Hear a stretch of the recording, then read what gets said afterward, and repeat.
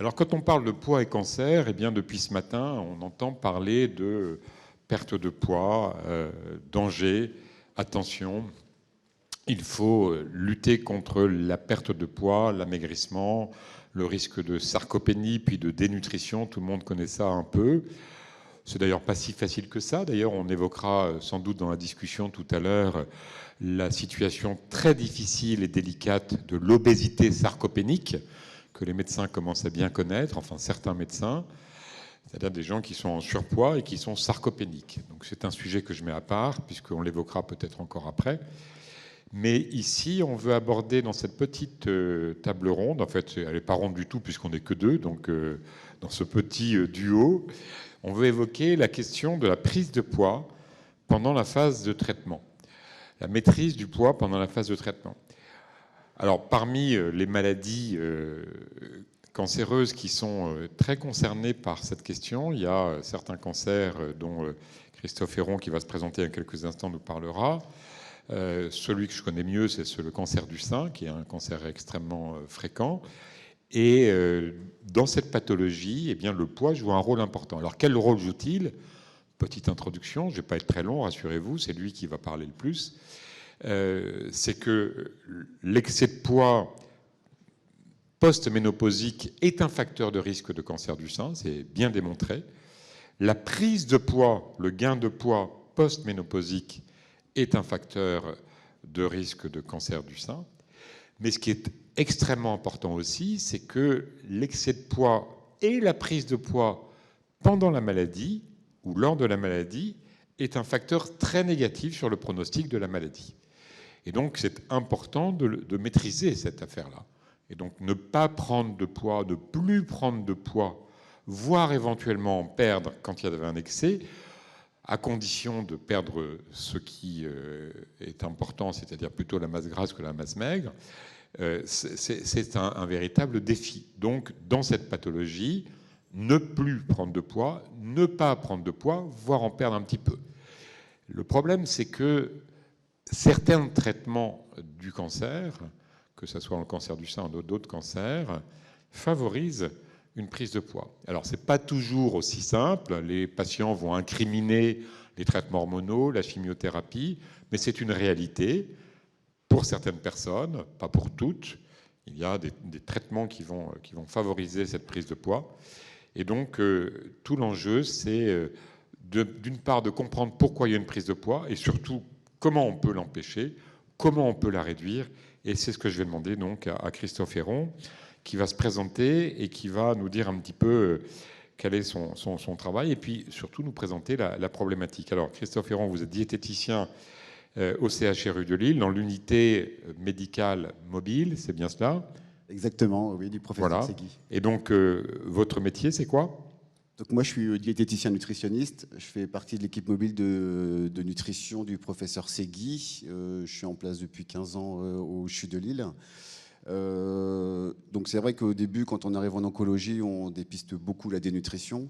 Et on se rend compte qu'avec les nouvelles thérapies, il y a pas mal de patients qui ont tendance à prendre un peu de poids. Donc c'est ce que je vais essayer de vous expliquer et voir comment on peut essayer de la prendre en charge, quoi. Voilà, je crois que vous serez peut-être plus à l'aise sur le pupitre. Voilà, même s'il n'y a pas de diapositive, il pourra faire davantage de mouvements, c'est toujours bien.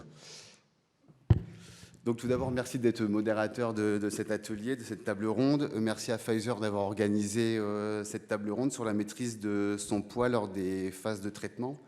Donc pour simplifier un peu les choses, en cancérologie, donc, il y a plusieurs profils de patients. Donc on l'a bien expliqué tout à l'heure. Il y a des patients à risque de dénutrition qui auront des traitements et qui risquent d'être dénutris, qui pourront être dénutris soit modérément ou sévères en fonction des recommandations de la HAS de 2019. Et il y a aussi des patients qui sont en surpoids, en obésité, même de stade 1, 2 ou 3. Il faut savoir que sur l'équipe mobile de nutrition, ça représente vraiment un très très faible pourcentage. Et donc c'est pour ça que cette prise en charge reste quand même très complexe, parce qu'on n'a vraiment pas l'habitude de les prendre en charge. Les patients dénutris, c'est assez facile, on l'a vu tout à l'heure, il y a des méthodes d'enrichissement, de fractionnement. Il y a, voilà, si le patient est d'accord, on a pas mal de solutions sur des supports nutritionnels, la complémentation orale, la nutrition entérale. Donc on a beaucoup d'outils pour lutter contre la dénutrition. pour lutter contre l'obésité, c'est un peu plus complexe. En cancérologie, donc chez les patients obèses, il peut y avoir des patients, comme disait le docteur Le Cerf, des patients dénutris obèses, donc sarcopéniques en obésité. Donc là, du coup, ce qui prime, c'est vraiment la dénutrition. On essaye déjà de les renourrir avant de traiter l'obésité. Et on a aussi des patients qui sont non dénutris, bien sûr à risque de dénutrition, parce qu'ils ont une pathologie carcinologique qui est importante. Et cette obésité peut entraîner une altération de l'autonomie, peut entraîner aussi des soucis au niveau de leur traitement. Une prise de poids ou un bilan biologique perturbé peut faire diminuer ou même arrêter les traitements actuels. Donc c'est pour ça que je trouve vraiment important de ne pas laisser ces gens-là de côté. Je sais qu'au tout début que j'exerçais, on avait tendance à dire, bon, il est obèse, c'est bien, il a un peu de réserve, on est tranquille pour la suite, quoi. Et ben en fin de compte, on se rend compte que non, quoi. Et comme disait le docteur Le Cerf, c'est vrai qu'on sait beaucoup pour l'hormonothérapie, cancer du sein et la prostate. Et maintenant, dans les nouvelles thérapies, cancer du poumon, moi je fais beaucoup de cancer du poumon, il y a des nouvelles thérapies ciblées qui arrivent et qui font prendre du poids aux gens, inévitablement, et qui modifient aussi fortement leur bilan lipidique de par une hypertriglycéridémie, on peut arriver à des 15 grammes par litre, et une hypercholestérolémie. Et ces bilans modifiés vraiment peuvent arrêter le traitement, ça peut être vraiment délétère pour le patient. Donc ce qui est le mieux, c'est vraiment d'essayer de faire une action préventive, une prévention primaire. C'est pas toujours évident parce que les gens, on les récupère vraiment à l'annonce de la maladie. Ce qui est très important, c'est d'être en relation avec les oncologues, de bien connaître les traitements que les patients vont avoir, parce qu'on sait que certaines molécules provoquent des prises de poids ou provoquent des perturbations biologiques. Donc déjà vraiment, dès la première consultation d'annonce ou à la première introduction du médicament, il faut être déjà au taquet et vraiment bien expliquer aux gens.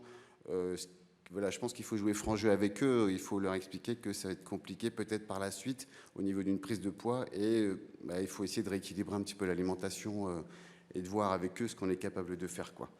On a aussi la chance d'avoir sur le CHU des infirmières en pratique avancée qui nous aident beaucoup aussi pour nous orienter sur la prise en charge des patients.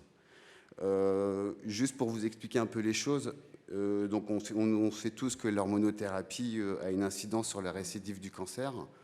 Enfin, la prise de poids sous hormonothérapie, pardon, a une incidence sur le récidive du cancer. Il y a aussi une étude australienne, une étude rétrospective qui a montré que sur certaines thérapies ciblées, des patients en obésité avec un IMC supérieur à 30 permettraient quand même d'avoir une meilleure survie globale, diminuerait leur inflammation et ils pourraient continuer plus longtemps leur thérapie ciblée. Donc vous voyez, ces gens-là, peut-être pas leur faire perdre de poids, les surveiller, mais pas trop insister sur une perte de poids. Et puis, est-ce que je vous parlais par rapport au cancer du poumon, il y a des thérapies ciblées de 3e génération, des anti-ALK, qui favorisent la prise de poids inévitablement et qui vont modifier les bilans biologiques, surtout les dyslipidémies. Alors, comment on fait en pratique? C'est pas évident, parce que la meilleure stratégie, c'est déjà à l'initiation du traitement. On sait que ces patients vont avoir cette thérapie. Donc d'entrée de jeu, il faut leur expliquer, même si ce n'est pas encore catastrophique, il faut leur expliquer qu'il faut faire attention. Donc déjà, c'est beaucoup d'éducation, hein, c'est beaucoup de cas par cas. On essaye de trouver des solutions en fonction des habitudes de vie des patients. On essaye de faire des relevés alimentaires, des carnets alimentaires pour connaître un petit peu leurs habitudes, pour les aiguiller, pour leur dire ça, voilà, on va essayer de faire comme ça on va le faire différemment. On est là sur l'équilibre alimentaire, on essaye de suivre le rythme alimentaire des patients. On essaye de contrôler tout ce qui est graisse animale lors de la cuisson, lors des cuisines. Ça, c'est important, une cuisine dite maison. C'est pas toujours évident parce que voilà, soit l'entourage, il n'y a pas d'entourage, ou les patients sont un peu isolés. Donc cuisiner, c'est fatigant aussi. Donc ça, c'est pas toujours facile. On insiste aussi sur le temps de mastication. On leur demande de prendre leur temps. Le temps de mastication et d'ingestion, il faut que ce soit plus de 30 minutes. Prendre le temps pendant les repas pour bien connaître leur satiété, ça c'est important. Surtout pas de régime restrictif, ça c'est vraiment primordial. Il faut que les patients couvrent leurs besoins. Il ne faut pas qu'on les dénutrisse en leur faisant perdre du poids. Ce n'est pas le but du jeu non plus, ce qui serait délétère pour eux. Là, on parle plutôt d'un aspect qualitatif. On n'est pas sur du quantitatif, du coup. En dénutrition, on est sur de l'enrichissement, du fractionnement. On dit, allez-y, vous pouvez vous faire plaisir. Là, non, on est plutôt sur du qualitatif, quoi. Et on essaye de savoir ce qui leur font envie, surtout. C'est ça qui est important. Et après, en fonction de ce qui leur fait envie, on adapte leur alimentation. On a parlé aussi de l'APA très important, l'activité physique adaptée. Ça fait partie vraiment de la prise en charge. On a beau avoir une bonne hygiène alimentaire, il faut à côté continuer à chercher son pain à pied, chercher son journal à pied, promener son chien, bricoler, jardiner. Ça, c'est des choses qui sont hyper importantes, quoi. Les autres choses par rapport aux dyslipidémies qui nous posent aussi souci, c'est les hypertriglycémies et les hypercholestérolémies. Donc là, on va plutôt faire une évaluation sous forme de fréquence alimentaire. On va voir quelle est la consommation de tel aliment sur une semaine. Et après, on va essayer de rectifier un petit peu le tir par rapport à ça, sans toujours ne pas exclure aucune catégorie d'aliments. C'est important. Il faut bien savoir que voilà, c'est peut-être des patients en surcharge, mais qui ont quand même une pathologie carcinologique. Donc, on ne peut pas non plus trop les restreindre. Ce n'est pas le but. Donc on leur conseille de diminuer un peu les graisses saturées d'origine animale, tout ce qui est fromage, charcuterie, le beurre, voilà, de limiter un peu le pas. On essaye de voir un petit peu avec eux comment on peut dévier un peu les choses. On privilégie les graisses polyinsaturées, les monoinsaturées, avec les huiles de colza, les huiles d'olive. On essaye tranquillement de changer un peu les habitudes alimentaires des patients, quoi. Le rôle aussi des fibres alimentaires, on insiste beaucoup. En France, on ne consomme pas beaucoup de fibres alimentaires, on a 18 grammes par jour. Là, on va essayer de pousser un peu plus. Ce qui est bien, c'est une trentaine de grammes, ça serait vraiment bien. Ce n'est pas toujours facile, donc là, on leur conseille des céréales semi-complètes, des complètes s'ils aiment bien, des légumineuses, des choses comme ça, pour apporter un peu plus de fibres, pour faire diminuer justement ces dyslipidémies.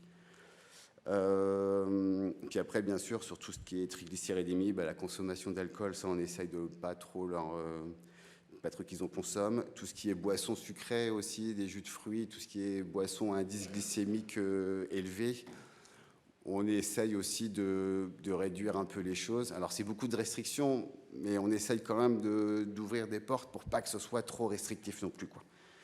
Et puis, et après, d'avoir fait ça en consultation d'annonce ou en première cure de traitement, on essaye de reposer un peu les choses, de leur donner un petit document qu'ils pourront avoir à la maison pour justement essayer d'avoir un cadre. Et je sais qu'après, au niveau des suivis sur le CHU de Lille, on est protocolisé avec le professeur Cortot et Cherperel. On essaye de les suivre assez régulièrement. Alors, ce n'est pas toujours évident parce que ça demande du temps. Alors, je sais qu'il y a pas mal d'hôpitaux de jour qui ont été créés pour ça, qui, bien sûr, ramènent un peu d'argent à l'hôpital. Donc, c'est le nerf de la guerre, clairement. Et du coup, ça crée un peu de postes diététiciens pour pouvoir suivre ces patients-là et pouvoir, justement, qu'ils puissent continuer leur traitement sans trop de soucis, quoi. Voilà pour moi. Je ne sais pas si...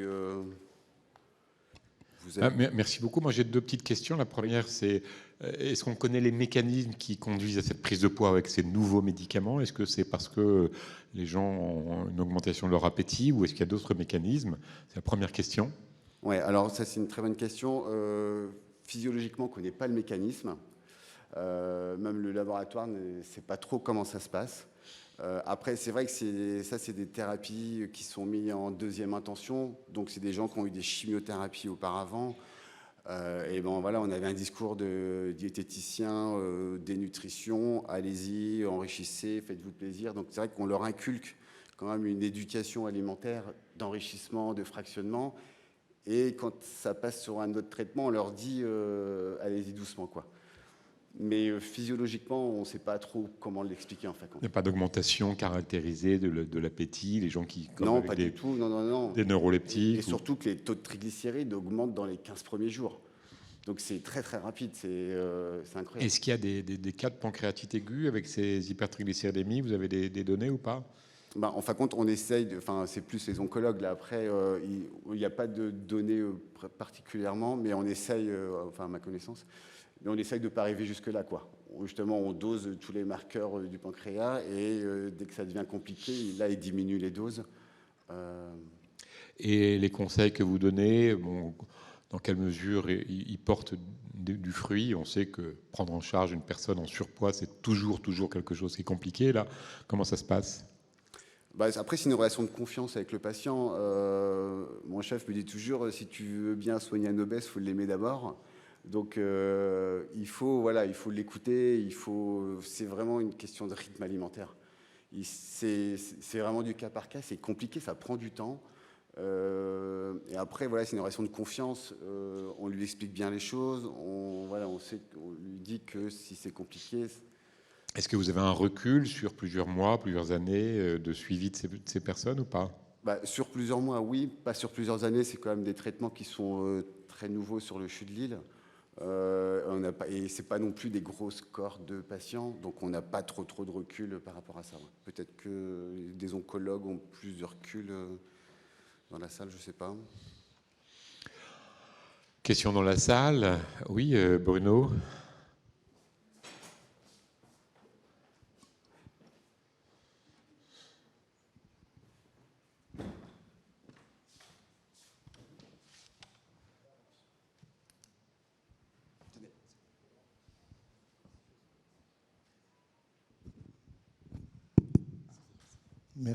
Merci beaucoup. J'espère que ce n'est pas une question piège. Est-ce que vous avez des données de composition corporelle et de dépenses énergétiques de repos pour ces malades? Non, non. Bien sûr c'est fort dommage. Ouais, on a des calorimétries, mais c'est compliqué. Déjà que ça prend du temps. On a un calorimètre au CHU de Lille qui est réservé pour le service de nutrition. Après, alors on avait prévu de l'utiliser, mais avec le Covid, du coup, c'était un peu compliqué. C'est un appareil qui coûte cher aussi. Qui prend du temps à mettre en place, mais c'est très intéressant. Moi, ça me plairait beaucoup de faire ça. La composition corporelle, c'est plus facile. Vous avez un DEXA peut-être ou une impédance-métrie? Non, on n'a même pas d'impédance-métrie. Non. Après, on a des méthodes de le hand grip, la circonférence brachiale. D'accord. L'anthropométrie, quoi. Ouais, c'est ça. C'est plus de l'anthropométrie. On voit beaucoup de patients et c'est des choses qui vont quand même relativement vite. Ouais.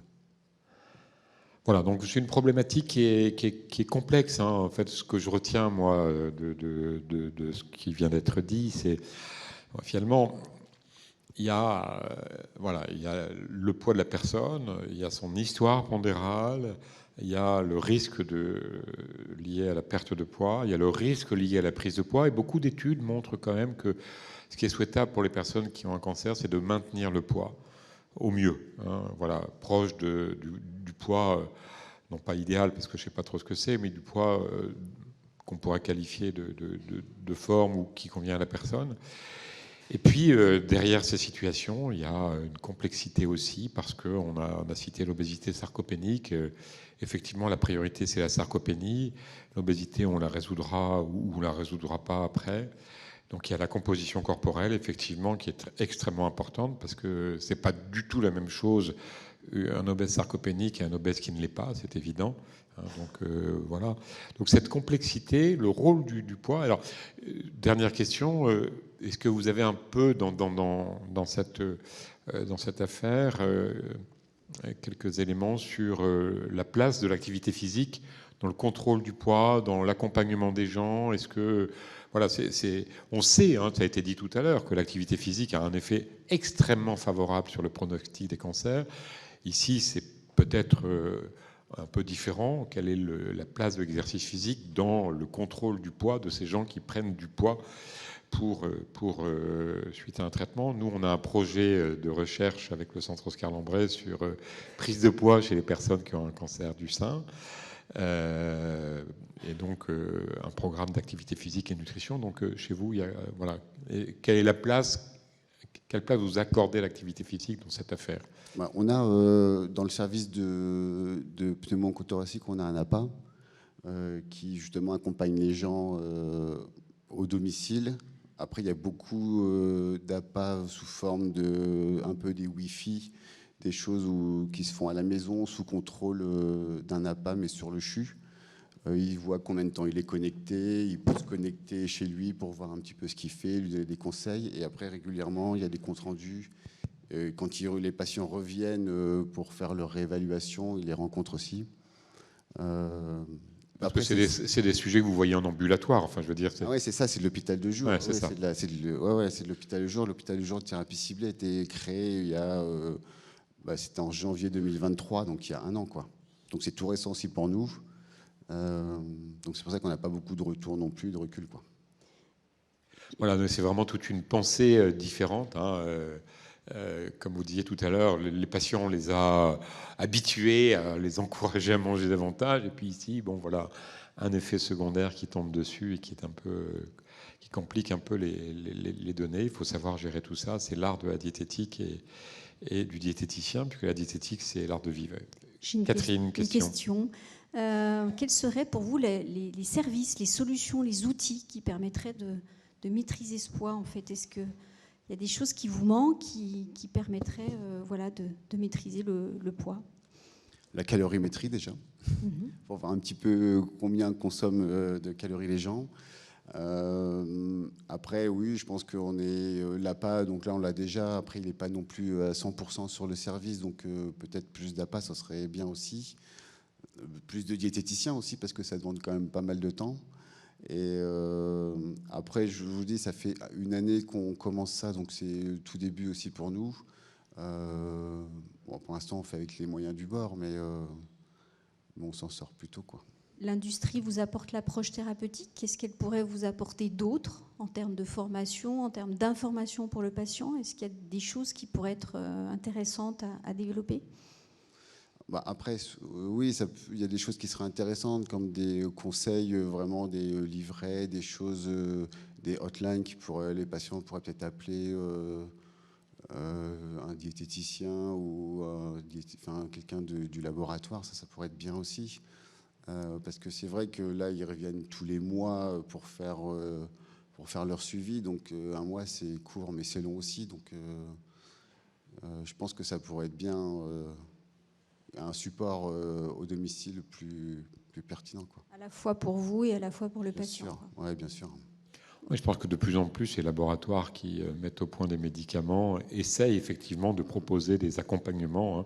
On le voit dans le diabète, on le voit dans l'obésité. Ça doit apparaître aussi dans le cancer, c'est certain. Et je pense qu'un certain nombre le font. Les laboratoires qui sont ici, à mon avis, sont sensibilisés à ça. C'est très bien parce que c'est plus que le service après-vente. C'est avec le produit. Il y a vraiment une vraie nécessité. Et si encore une dernière question. Voilà, je crois qu'on peut remercier Christophe pour son intervention. Merci.